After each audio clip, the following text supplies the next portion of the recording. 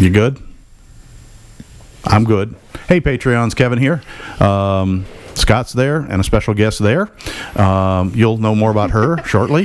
Her significant other is off camera over that way. But we'll get to why she's here. But we're getting ready to start the show. So Scott's actually on good behavior since we have a guest. So there's no hijinks and snide comments yet. Oh, please. Anything? Look at him, look at all innocent. But you guys see the smirk, don't it? All right, guys. Well, again, we appreciate every one of you, all the Patreons. We couldn't do what we do without you. Let your friends know that if they're willing to contribute just even as much as, $1 a month, they can join the insanity of watching us record this show. Something I don't understand, but you seem to appreciate, so thank you. Scott, do you have any comments to the Patreons before we start the show? Thank you. Aww. Thank you. All seriousness, because of you, this is possible. Thank you. Thanks. Hey, Jeeples, this is Kevin. Let's try that again. I got myself bass backwards. I've been talking too much. See, he didn't screw up, so I had to do it to fill in for him.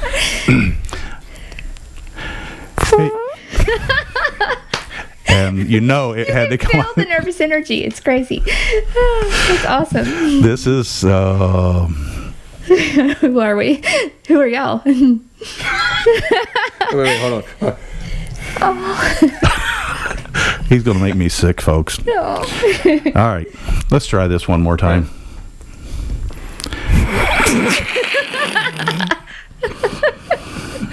They're getting their dollar worth. Wow. We're going to have a grinectomy. That's what that's Okay. You win. I can get him. Oh. I can crinkle wires, too. No, if you have the crackly one. I did. I hit it when I was the only one that had the headphones. I was like, I'm like, And Scott is back to normal now. We can officially start the show. Oh, you have no idea. I've been typing up things over here. Begin the show, pal. Uh-oh. Hey, Jeepers. Welcome to episode 110 of On the Trail with Kevin and Scott. I'm Kevin, the engineer, the guy who reads the instructions, uses the right tools, and generally follows those instructions. And to my left is... And I'm Scott. I'm the slapstick parts guy. Also letting you know that it's show 110. And good afternoon, students.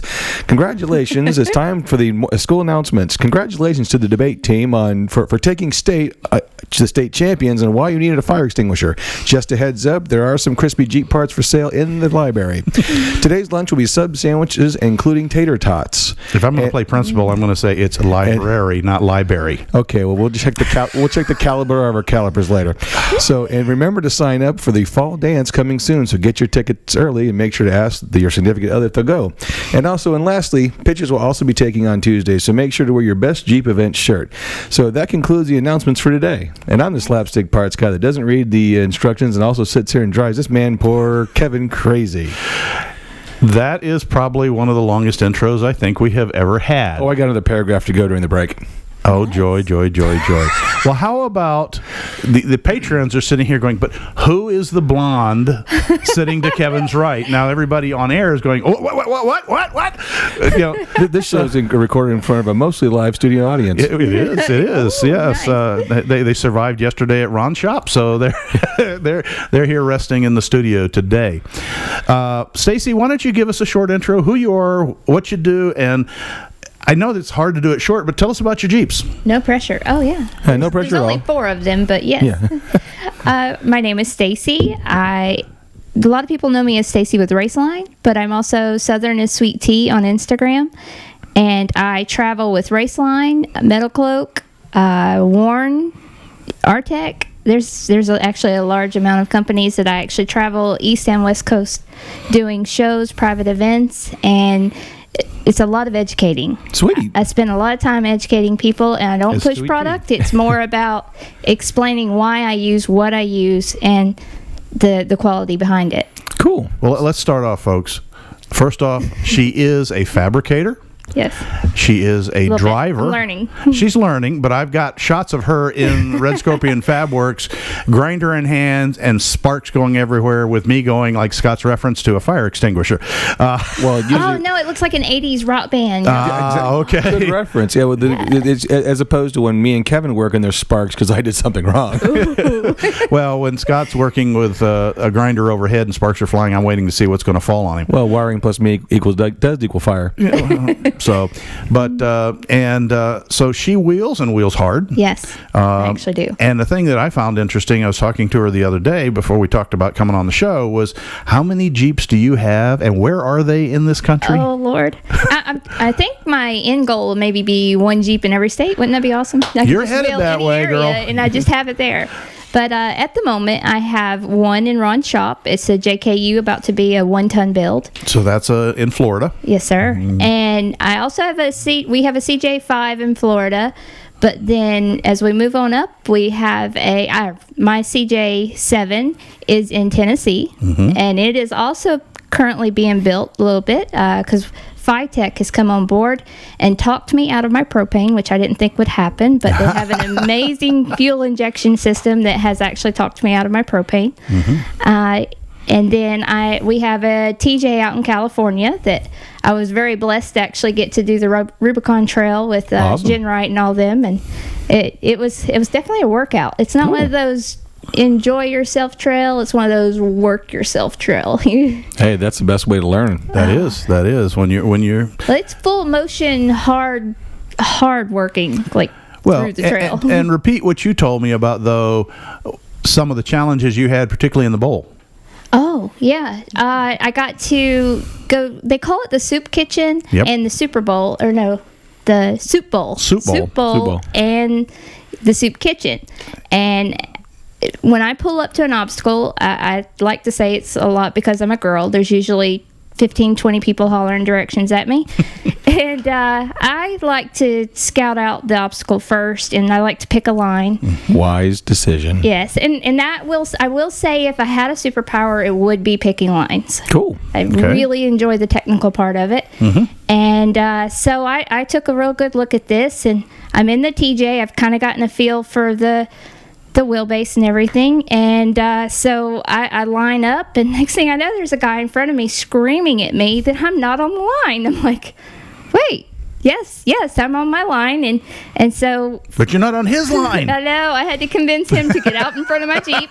I won't explain how I did that, but Creep forward. Family show.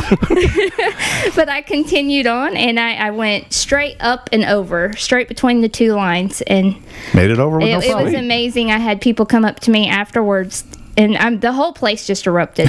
it was kind of overwhelming, but everyone just was so encouraging. And after that, I had people who told me, I've wheeled that trail for 10 years or better. I've never been able to make this obstacle.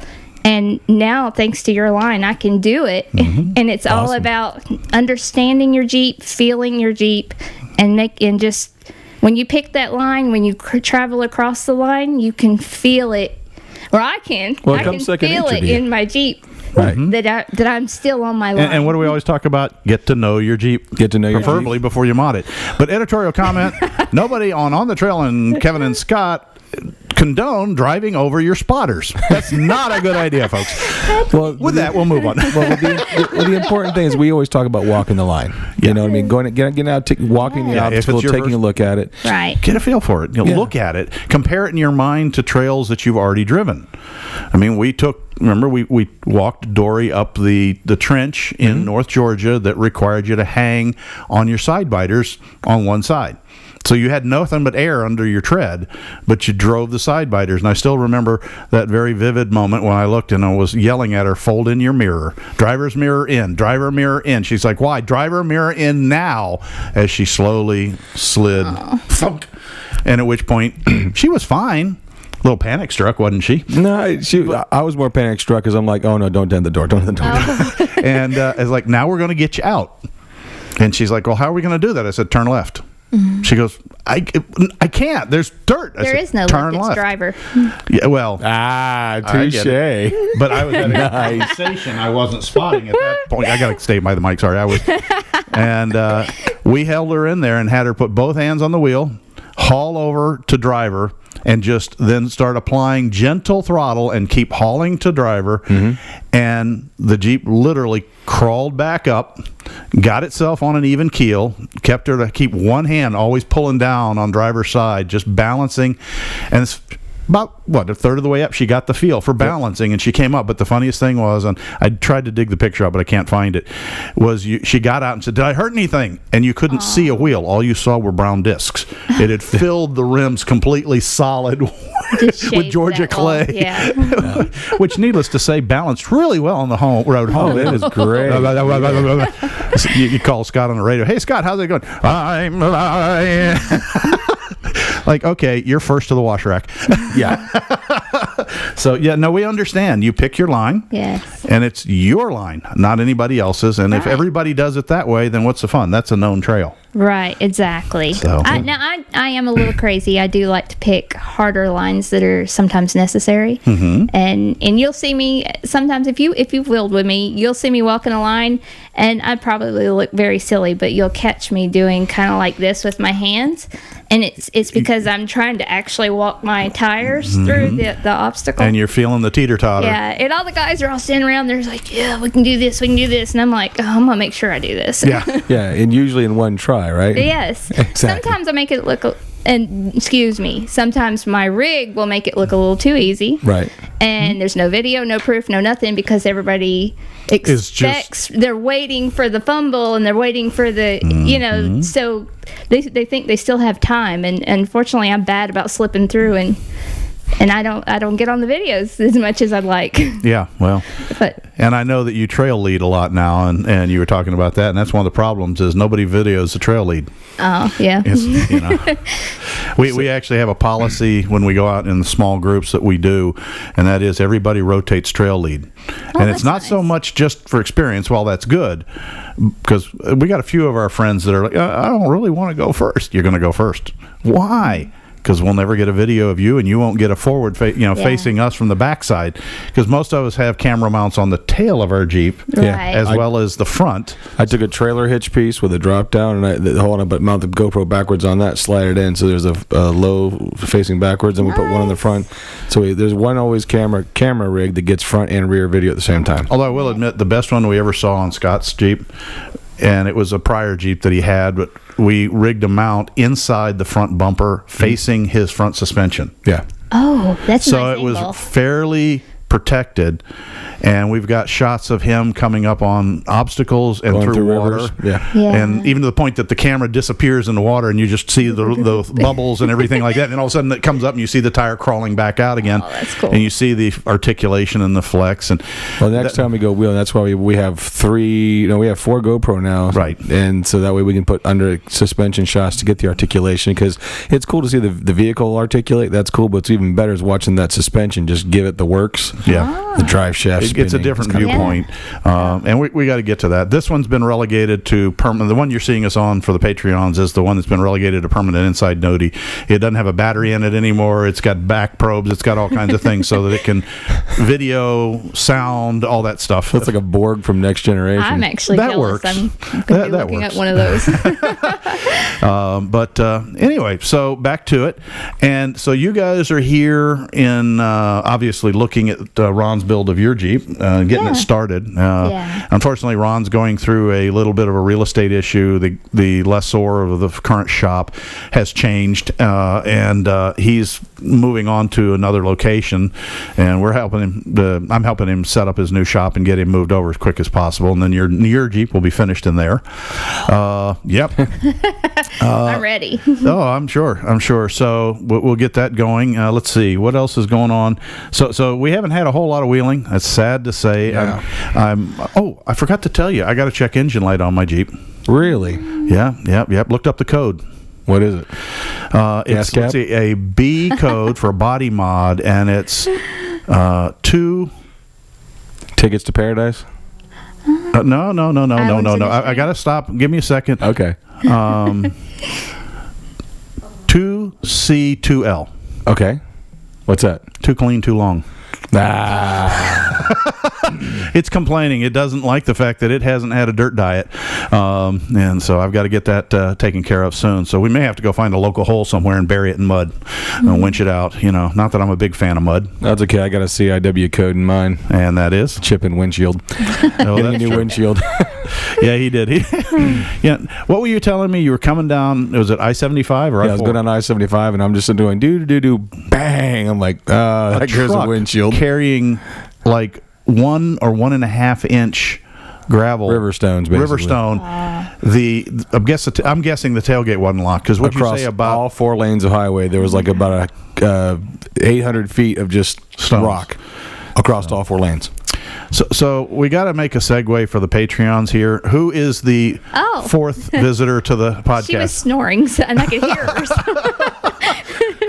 So this is Lilo. She is a 5-pound Yorkie. She just turned 6 years old. And any of you that's wheeled with me, you've very likely seen her out on the trail. So here we have a purse dog that's a Jeep purse dog. Oh, she goes on the airboat. She goes in the Jeeps. She goes traveling all over the U.S. This is the calmest animal I have ever met in my life, folks. She'd probably, you'd see the Jeep roll over, and you'd probably see Stacey crawl out, and the dog would go, "No, okay. You want me to get up? All right." Yeah, doing the yawn stretch, going, all right, let's go. Let's go. Roll it back over and keep moving. My Vienna sausages are okay, right? Yeah, right. Yes. Yes. Well, this is one spoiled pooch. So, girl, she don't shed, don't bark. So, just quick question. Deserves it. What year and what all have you done to the TJ? Oh, the TJ is a 99, and actually, it was so far already built. Okay. When we got it. We got it from Scott Dinger, and it was already kind of a race line build. Cool. So it's got a lot of nice companies on it. And I say companies, but just if you back a company, it needs to be because they're quality, and because you can tell your mom, your brother, anybody a year later doesn't come to you and go, "You just made me waste my check. I worked very hard for that." See why I invited her on the show? Yeah, no, I did. Yeah, I can't be bought. No, but I'm laughing because that's what Scott and I have been talking about. People, you need to do your research. You need to make sure that you're buying what you need. You can add what you want. It doesn't mean it's me, because that's You don't make people waste their money. No. Yeah. So. Or hurt their Jeeps. Oh. And if you cost them a wheeling trip, they're not gonna like you. No. That's words to live by right there. Think about it. That is words to live by. So, any specific? I know you've kind of slipped them in a few, but any shout outs you want to give to any of your, let's call them teammates? You said Raceline. Oh yeah, there's Raceline. There's Metal Cloak is one of my. Gee, I wouldn't know them, would we, Scott? Yeah. Hi, Kevin. Kevin at Metal Cloak. At Metal Cloak, yes, we know. Well, we got Rich, and we've got my brain lost it. That's all right. Anyway, that's okay. I got a show note here to give out shout outs to social media and your race line and etc. Etc. But I have to say, there's like PSC, which is basically across the board. Anybody, if you, especially if you're little like me, you want to be able to turn that steering wheel, you need a company. Come crawl out onto the front of my Jeep, you'll see a PSC box. Yeah. And Tim that travels with them is one of the most knowledgeable people I've ever met in my life. I think I've talked to Tim when I was buying my box. He is widely knowledgeable, not just his product, but he understands, the race cars and the. Well, you got to know it. Yeah. You got to have a broad spectrum, understands whether you're going slow and strong or fast and sharp. Right, exactly. So that's awesome. And we got Artec Industries, which they've got some real quality products, and you got Armando, who is just an amazing person. You'll also see him out at shows all across the U.S. I think Ron has nice installed more than a few Artex trusses. Yeah, it's nice that you have the companies where it doesn't matter who you are. It could be a $300 part, a $50 part, a $10,000 investment. It doesn't matter. If you have these people where anybody can walk up to them and talk to them, and they'll stop what they're doing and actually explain and answer questions, especially when you're doing a show and you got 200-300 people coming by you, if they will actually give you a moment of their knowledge, that's amazing. It is. And I have seen, companies that aren't willing to do that. And so I have a lot of respect for the ones who, it doesn't matter who you are or what you're interested in, because there could be 8 people in your circle Yep. who are interested in different levels. Yep. So I do want to taking take that moment. It's awesome. a quick little byline on that, because Kevin and I actually, it's actually a good segue to work this in. It's a small little trip, and I do apologize, so bear with Cool. me here. But Kevin and I talked about new Jeepers, and we covered this in the last show, 109, and it's about how, sometimes, you can get frustrating, the same question 1,000 times, but Oh, you talk yes. about sharing that knowledge and taking that time. Kevin was looking at a new computer for video editing, okay? Oh. And, I again- wasn't. Well, I was looking for me, but you Yeah. were looking at one for Well, school and audio editing. yeah, and everything else, and so of course it's funny because when you go ask a simple question on Google Lines or in a chat room, it's like, hey, what's the best computer for this editing? And they go, okay, well, this Alienware, blah blah blah. Oh wow, that's $9,000. I don't have the money for that. Well, that Right. gets worse. It gets worse. It gets Oh, worse. no. And then so you go, okay, so I'm like, all right, well, video editing, let's go there. So you type in best video, it comes up with a new Mac Pro. Now, I've been looking at getting a refurbished Mac Pro. I actually already have a Mac Pro. I call it Illuminator the Almighty. It's a giant, 75-pound case, but basically it's this giant aluminum case. And so now they came out with one they called the trash can. It's a little black round cylinder. It's a Mac Pro. Looks like one of those little desk trash cans with a flip it's top. exactly what it looks like. A miniature R2D2. You can find those, Another Star Wars. refurb for like $1,700. Okay, cool, cool. And one guy said we need to get one of the new Mac Pros. I'm like, okay. So I researched a new Mac Pro because refurbished $1,700. The new one out. Okay, what, $5,000? $55,000. And I said, "Oh, you mean 5,500?" And he says, "No," and sent me the link. To a refurbished that was $44,000, 2 years More old. than my Jeep cost. I'm like, no.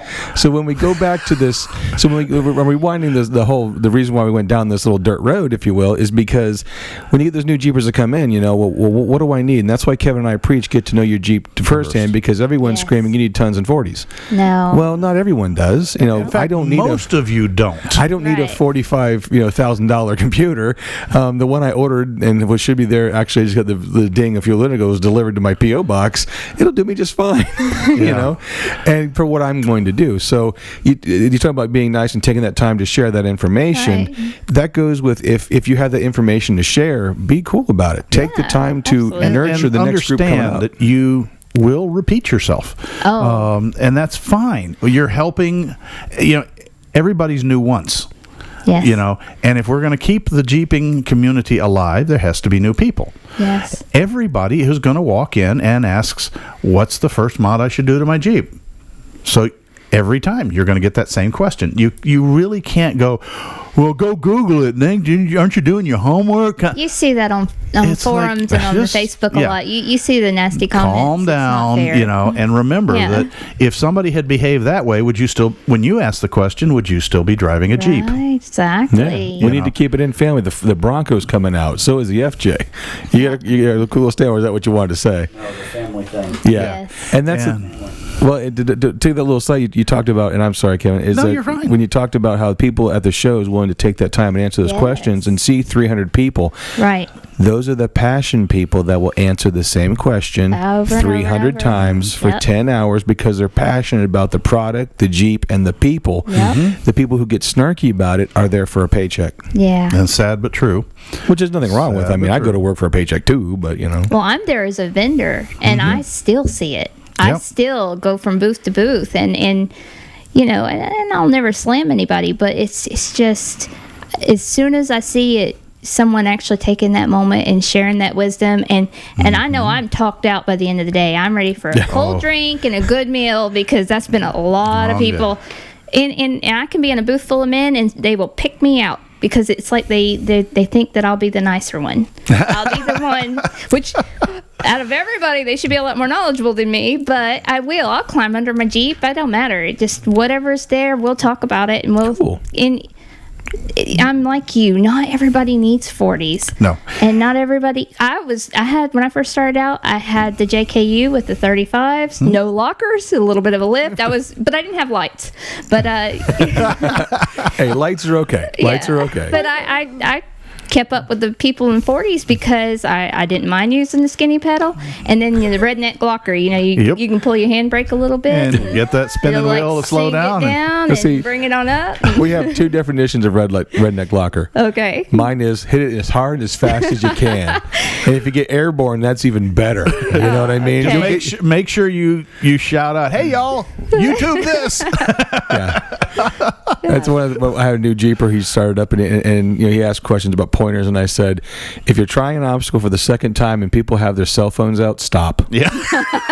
Well, why? Because they're getting ready to video YouTube you being something very stupid and very expensive. And he goes, I never thought of that way. Yeah. And you're going to hear people say, "Oh, hit it harder, hit it with your purse," because they're not the one making the payment. They're not the one that's going to fix it. If they're telling you to bump it, you're probably okay. Yeah. Well, I've had they're that telling answer. you hit it, you're in trouble. Yeah, hit it with some speed. And that's what my answer to people on trails, to the my spotters, the volunteer spotters that walk up and know it all. Oh, you got to hit it hard. Are you paying the bill? Yeah. No. Thank you. I'll take you under advisement and do it my way. You got to hit it hard. Yeah. Did your Jeep make it? I didn't do it yet. Yeah. Okay. Okay. But no, if you're knowledgeable. Number one, I really would like people to start going, look, I have experience. It's like I was online with one of them. A gentleman with an 05 TJ was asking an exhaust question. Mm-hmm. I've got an 05 TJ, and I've done the entire exhaust thing. From bow to stern. And actually, I've had two of them when I had the Kellys. Guess what we had to replace? The forward exhaust system. So, you go to my Amazon account, and it tells me that I've bought the high-flow MagnaFlow front end with the two cats up front and the back twice, and it was for two different Jeeps. So I'm answering it in first person. But my word, the number of oh, well, I own a muffler shop for this, and oh, I've done that, and oh, I do this, and they should just rip it off and delete. And I'm like, no. And we'll get to that in the garage segment, folks, because that became one that I was like, you know what? Scott goes, you better share that. Yeah. So, hey, I'm going to segue in real quick because we're getting near break time where you've got to go, talk about our teammates in the 4x4 radio network. Oh, yeah. I'm drawing a blank. What I do want to do is a segment. I like to make sure I throw this in there whenever I get one, and that is a tips from the shop phrase. We do this every time one of the shop owners that I work with gives me a call and says, I'm sick of this. I wish people would fill in the blank. Bring a pizza. Pay their bills on time. No. All right. This one is relation to... Thanks for making it awkward. This one comes from Ron at Red Scorpion Fab Works. I was there last week, and the thing with that Ron is fighting with right now is people who are not lubricating the slip splines on their axles. And that's where your axle shaft, gets longer and shorter as you articulate. Axle shaft or drive shaft? I'm sorry, drive shaft. I know. Drive shaft. Thank you. My brain went off in a. So we're tired, folks. Here's the thing. There is some manufacturers, and I'm going to get with Ron to find out who it is, are producing drive shafts that the slip yoke assembly doesn't have a seal on it. So this becomes even more critical for those that don't have a seal. All right, we talk about after trail maintenance all the time. Changing diff lube, changing differential, is critical, particularly if you got wet. Transmission fluid, transfer case. If you went swimming, got in the mud, change it. It's cheap insurance. Yeah. Grease. A grease gun. If you're not buying grease in a 6-tube case, you're probably not using enough. And I hate to say it that way. Or going over to our friends and using theirs. But, a few of them do that. And I tell you what, I have that case out in the barn with my tractor, and my Jeep steals the tractor's grease most of the time. But regardless, this issue on the slip splines has to do with the fact that most of us in lifted Jeeps have more of the spline exposed when the Jeep is sitting. So that even if you've greased the actual grease fitting on the slip yoke, the splines are exposed and rust, and they get stuck. And what happens is when you drive it to the shop, and then he goes to take the thing off, and it's gummed up and rusted on. And these people, unfortunately, for the lack of a moment's maintenance, are spending, well, most of them, the splines are destroyed. The rust isn't abrasive. It grinds the splines down, and you have a loose fit, and then you have vibrations. And our good friend Shane over at Especially Drive Shaft Works here in Tampa gets a fair penny for cutting off your slip yoke and spline assembly and re-welding a new one on, if it's salvageable. If it's not, you're out $500 for a new shaft. What's the fix? Well, when you're done with all of your cleaning and maintenance, I don't care whether you use WD-40, what's the other stuff? Fluid foam. Fluid film, yeah, the sheep juice. What's lanolin, okay? You bad boy. Yeah, or any of those film lubricants.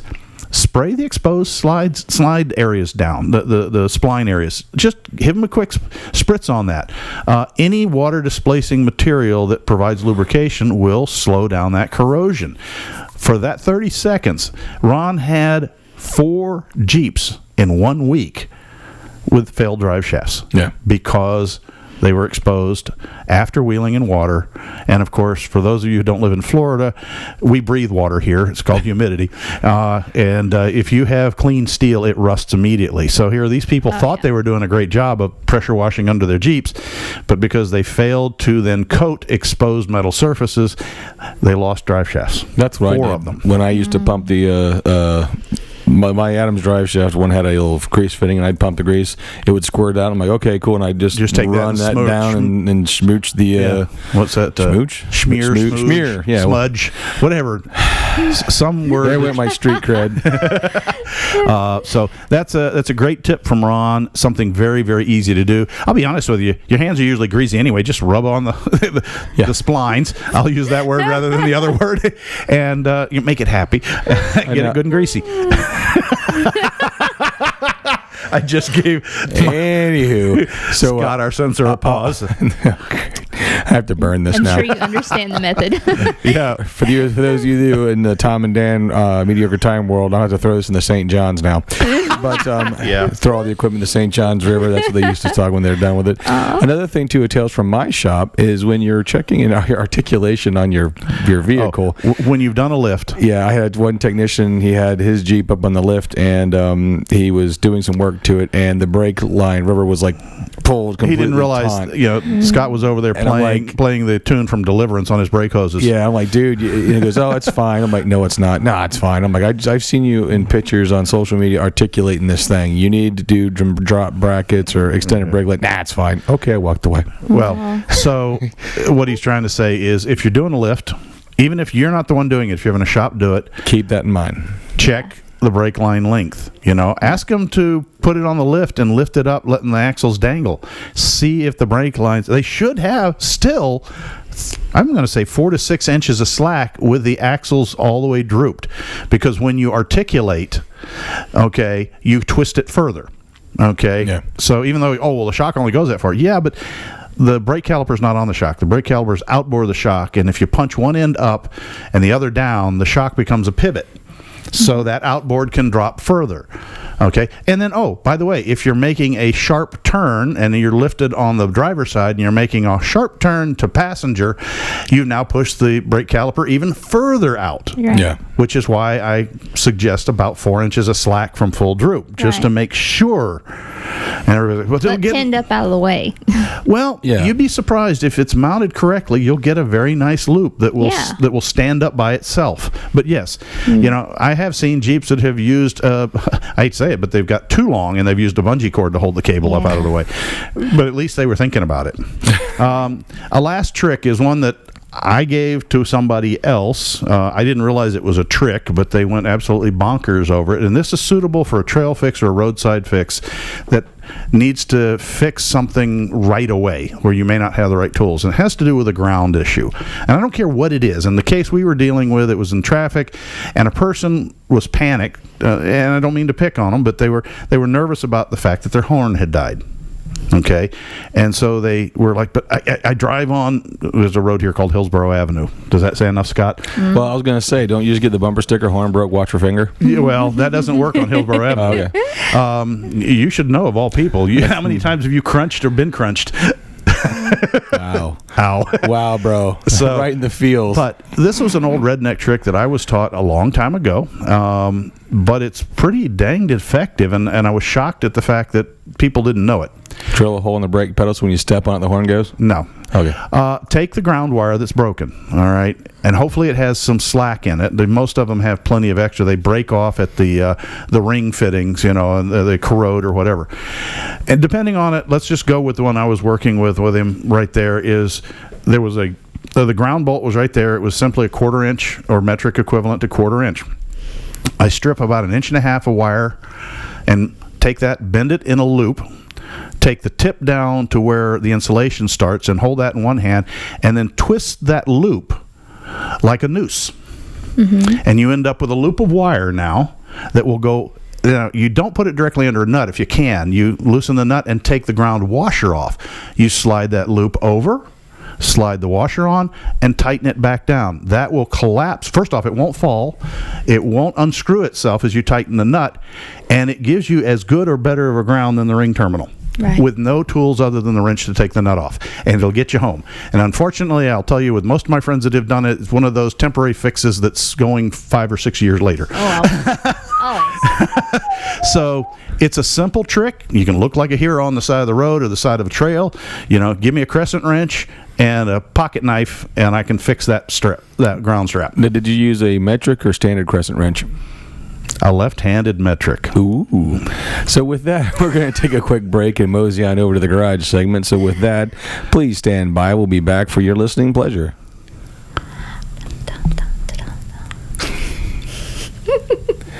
Hey, a big thank you to our Patreons, both our corporate and our regular. Remember to check out also the 4x4 Radio Network. And anything else we think we should plug there, Mr. Kevin? All that is to be known. I wish you'd stop that. I'll edit that one. No, that's fine. You can leave it in there. That's fine, folks. I know what I know because I've made mistakes. So you can choose to pay attention to what we say, or you go make your own mistakes. That works for me too. I was just don't hurt playing. yourself. I was just playing. I'm sorry. I don't know. I'm tired, kids. I started. He's having an evil moment. I'm having an evil moment. So with that, we'll get right back on down to the show. I really am truly sorry about that, Kevin. My mind is complete slurpy from trying to do all the schooling.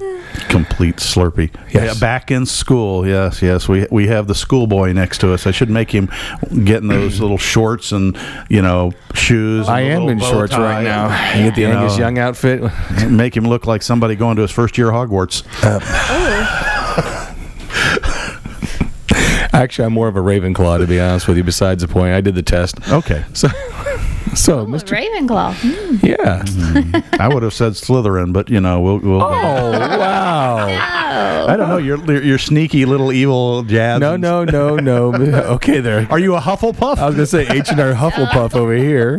Yeah. I have a little bit of a Gryffindor and Hufflepuff. Yeah, I can kind of vary between the two. Ravenclaw are very. They from what I read, they're very much the artistic. Yeah. They don't. They can be alone. Latchkey kid, if you will. Yeah. Yeah, got that one. So with that, Kevin. So I heard that we have an exhausting subject. And he's back at it again. Dun, dun, dun. Well, where Scott is going with that one, is I had a little interesting run-in on Facebook. Nothing serious, but thought it spurred me a thought or two to talk about a topic, and that is catalytic converters. Delete or don't delete? I'm going to start off telling you my opinion is don't delete. Now, I'll justify that for you so you can understand where I'm coming from.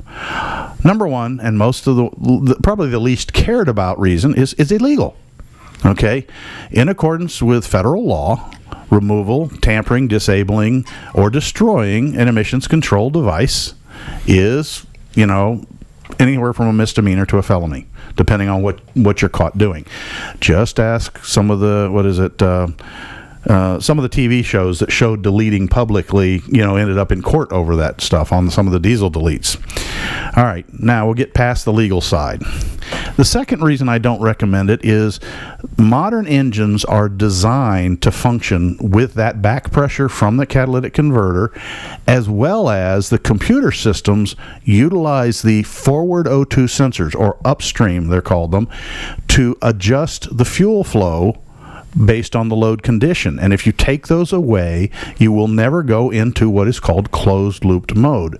Closed loop mode is where the computer monitors the exhaust with the forward O2 sensors and adjusts your fuel trim. And it's just what it sounds. It adds a little more under heavy load, takes a little bit away when it's under a lighter load, and gets you the most power and economy that can be got within reason. I'm not saying you can't tweak them. All you got to do is look at a tuner, and they tweak them.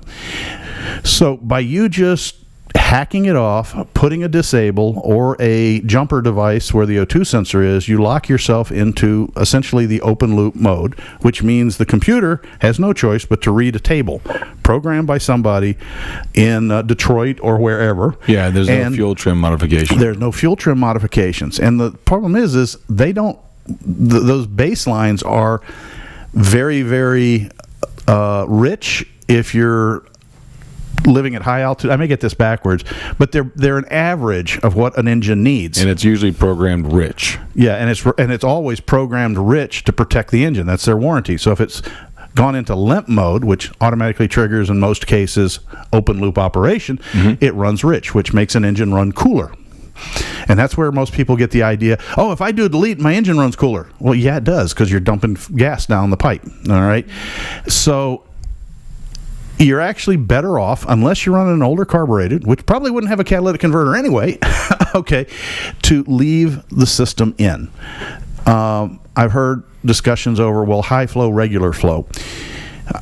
This one will probably be controversial, but unless you are doing your whole system, what's called the air pump system, so from your intake to your exhaust tip, and balancing that system to the main component, and I'll get to this in a minute, you're probably throwing your money away with a high flow.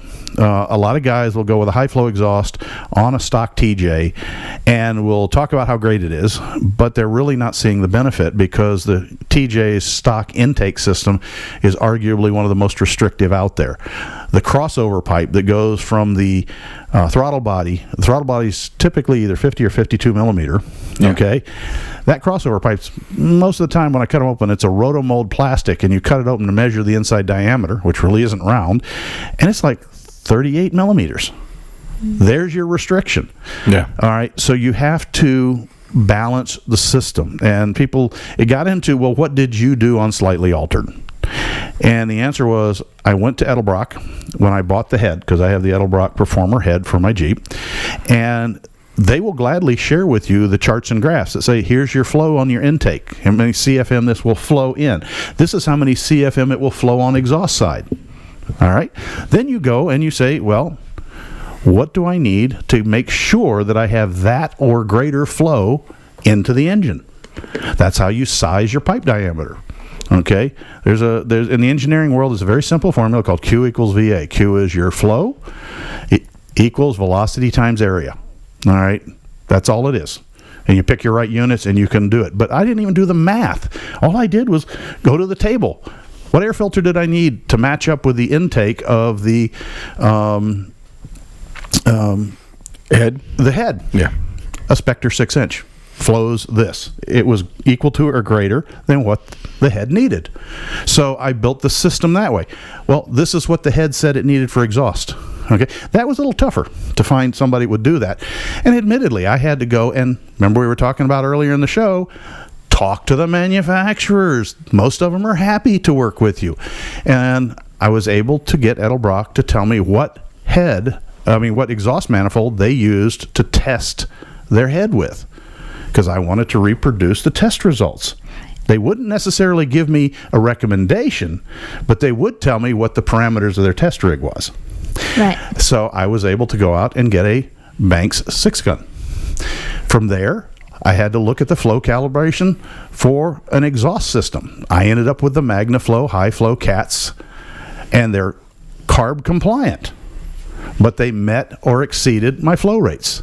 So you see where I'm going here, folks? Yeah, garbage in, garbage out. And I ended up with, from air in to exhaust out, all components. You ever heard the term when you watch the ads? They talk about matched components. Mm-hmm. That's what matched components means. And as a result, as Scott can attest, my TJ probably picked up every bit of the 40-odd horse that they promised, as well as probably 40-some foot-pounds. And it's a rather lively little TJ. So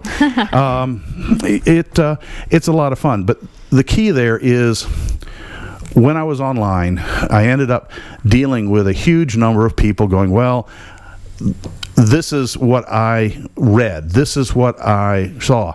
To the point that I had to go and upload some of MagnaFlow's information on the exhaust. And say, look, here's an example. And I got shot down for, that wasn't a TJ exhaust. I know, but at least it's collateral comparison that the data is out there. And that's the point of this discussion, is the data is out there if you choose to. You can happily, I guarantee you that Stacey's suppliers would be happy if you just fired the parts cannon at your Jeep. But you're not necessarily going to see the performance they want that you use expect. It correctly. I like how you said call them, talk to them, because they're not only, they put their blood, sweat, and tears into most of this, and they're very proud of their stuff, and their education costs them a lot in time. It does. And for them to share they would rather you use it right than get a bad name. And so, that's why when I answer the questions, it's, to me, I try and give you firsthand experience of what worked for us, as well as what didn't. That's where we come from on this show, is what worked for me. Well, this combination, it's not that I'm going to walk out there and tell you that, everybody needs a MagnaFlow high flow exhaust for their TJ. No. My answer is, you can buy, now don't get me wrong, I really like the quality of MagnaFlow, and not a sponsor. But anyway. I have them too, and it's not a sponsor. But the key there is, you can get by with their stock replacement if you have a stock induction system and a stock head. They're sized equal or greater to the need of the motor. I do have to interject here for a quick second, because unfortunately you're fighting the human condition. You guys made a couple of very good points about contacting the manufacturer. You talked about one guy found a generalized... I'm glad you picked up the thrust of this shot. Well, the point is, you also talked about how you Google searched it, you know. And I always tell people, Google is not a parts calendar. It is not. A parts catalog. Thank you.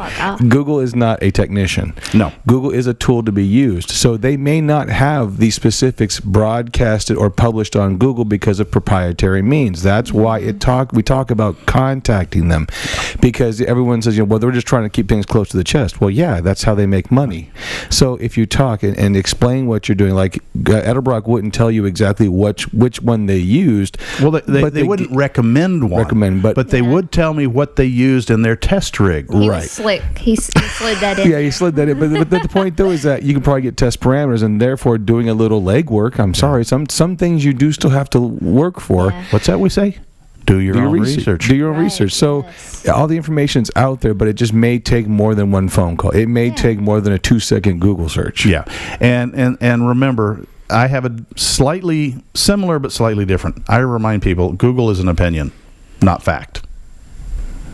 Well, see, I just Googled that, and Google said you were wrong. That's fine. And they can block me. And the key there is, I'm sure there are facts there. Yeah. But if you treat it as opinion and then validate through manufacturers who are guaranteeing, who put their name on products, what? No, I do this to get away from school, and we talked about this earlier. I'm taking psychology, the scientific method. This is following me. It won't let me be. Well, what you're finding out is school does reflect real life in your case. No, because I have never, ever, ever, ever needed to know at what point if a train leaving Butte, Montana at 35 miles an hour, what will it intersect an airplane leaving from California? I'm sorry, I never need to know that. You don't travel much, do you? I was going to say, unless you're going to California. I just get a one-way ticket, or not one-way, but that's his problem. Look, every word has its meaning, and meanings of words have 1,000 words. So read my lips. Okay, moving on. So anyway, folks, I guess the point of this is twofold. One, if you're going to go for a certain goal, make sure that you treat the whole system. Yeah. And that is important. Just like we talk, most of you get the idea that if I want to re-gear my Jeep, I need to also, if I want to retire to a bigger tire, I probably need to re-gear, and then I probably need to reset my speedometer calibration. That's a system analysis. Right. But the same thing comes in when you're dealing with engine power, when you're dealing with electrical power, when you're dealing with any of the vehicular systems. You need to look at them as a whole. And the Throwing second a lot point, of money in one part, and then having lesser parts connected to it, how does that make any sense? It doesn't. It doesn't. It really doesn't, And you then, without making this a whole course on engine and Jeep design, you then take what's called the key part. You have to decide that. Yeah. And you make everything work to the key part. In my case, it's pretty obvious. The head's where the world happens. That's where the explosion happens. That's where the motive power happens. And that's where when things break, it gets really expensive. Find the weak point you want. And then I fit everything to match that. If you're doing a drivetrain, I will tell you, don't try and make it bulletproof. Just make sure that the fusible link or the breaking point is something easy to fix. Yes, a drive especially on the shaft trail. is a pain, but it's cheaper than a transmission or a rear axle. Or a ring gear. Okay? Yeah. So I see guys that are even going above 1350 and saying, oh, this will never break. No, it won't. So what will in its place? Yes. So remember to kind of keep the whole thing in your head that when you hit that rock, there's a shock load, and it's going to go all the way up to the crankshaft. Right. What do you want to break?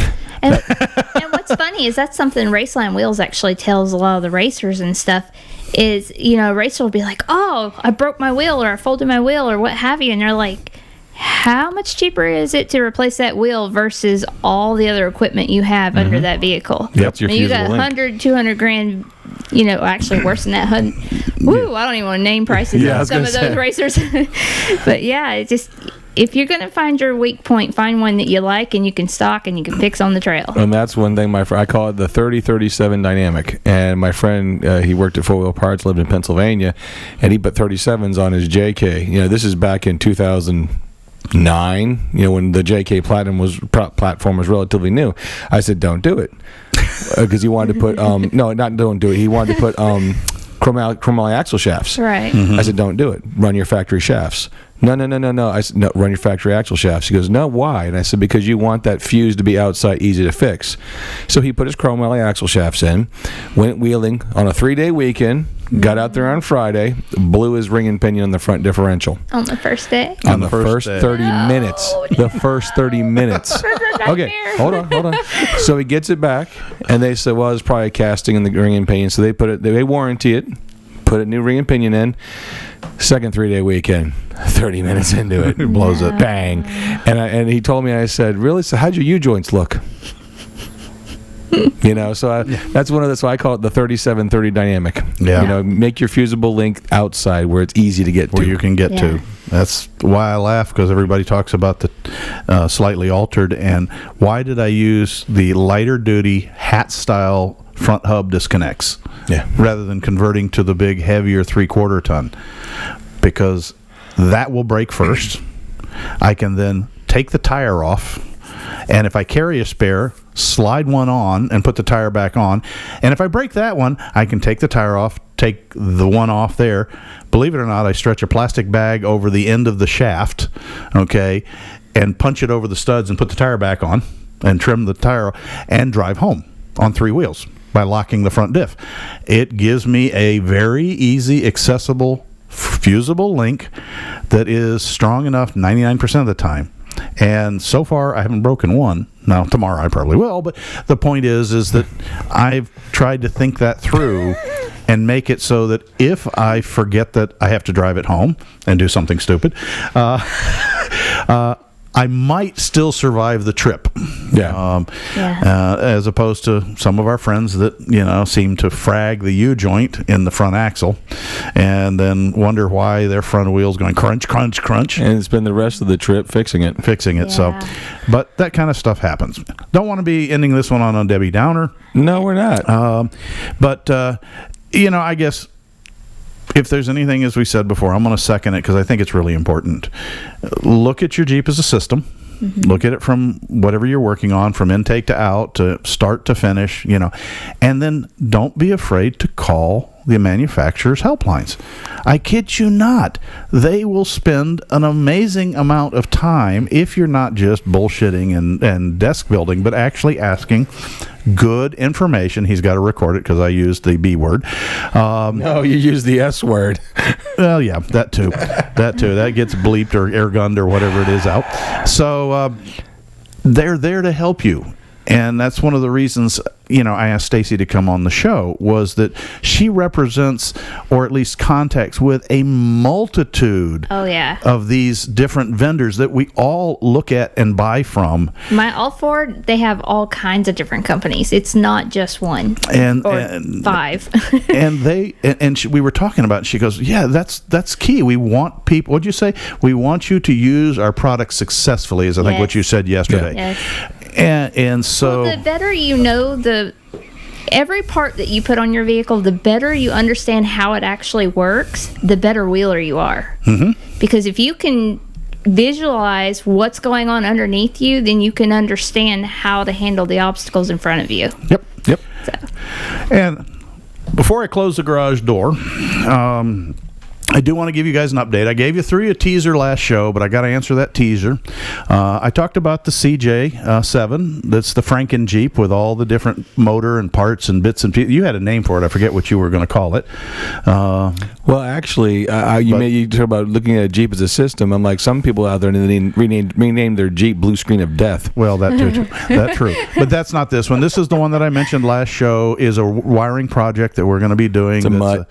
It's a mutt. It's an 84 CJ7 with a Jigsaw. YJ motor, with a TJ head and induction system, and a GM distributor, and converted from automatic to manual, and the Renix, and then a Holley 2-barrel carburetor, and we need to make it a unified system again.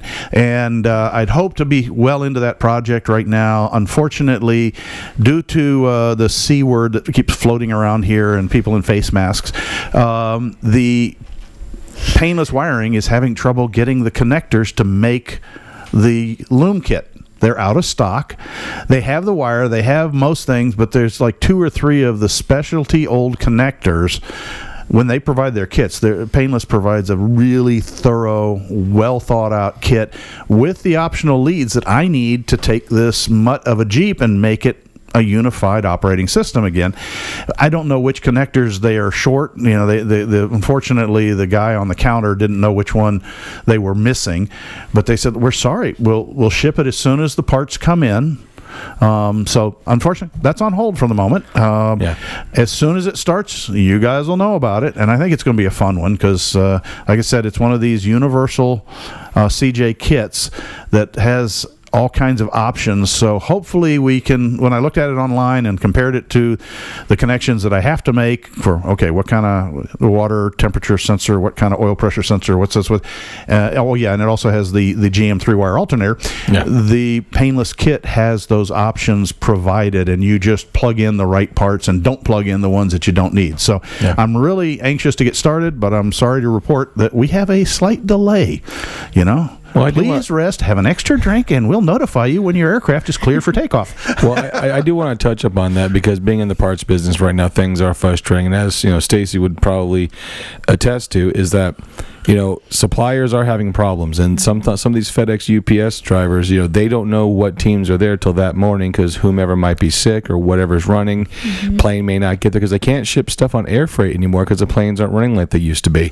So it's all slow boat. Everything's being shipped ground. So you might I have seen some hate towards some vendors and some manufacturers. Oh, I don't have my parts yet. I ordered them 6 months ago.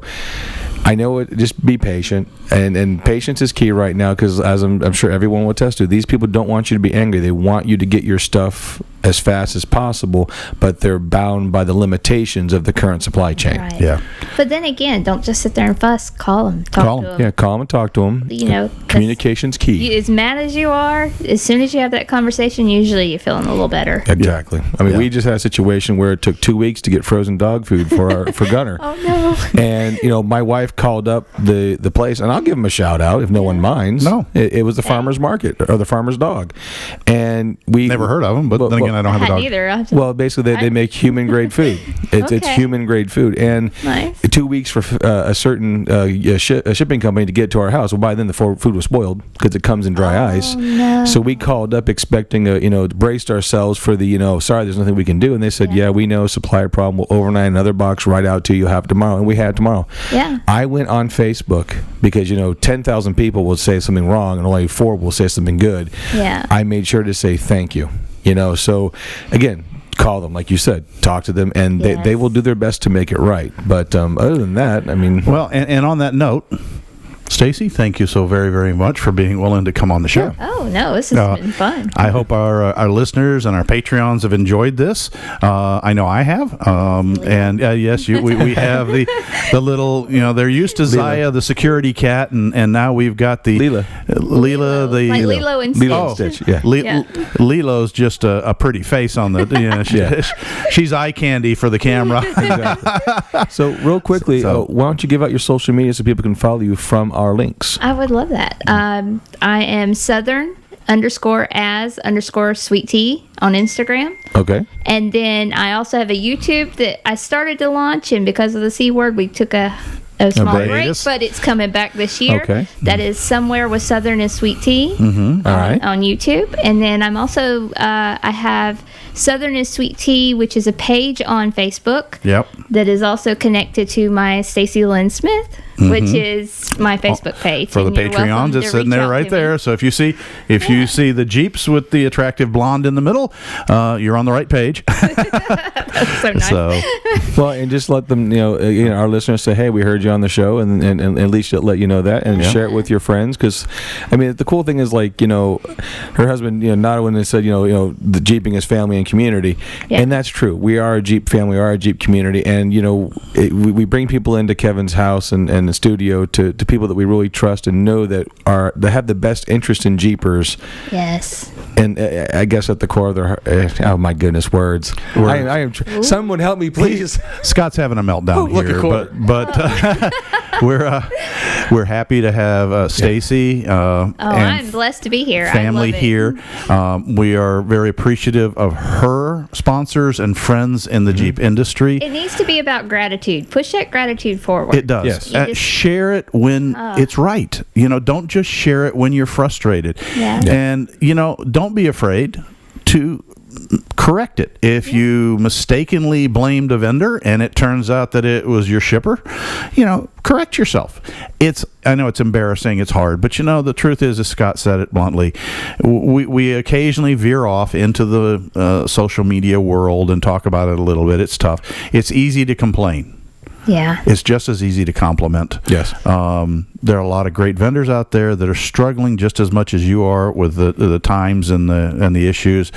But the key is they're willing to share. They're willing to teach. They're willing to help. So, use them and say thanks. It never hurts. A lot of them was you before they got this company. They were in their home creating something that was useful to them, and they all have most of them have such amazing backstories. Right, and if that isn't a teaser, I don't know what is, folks.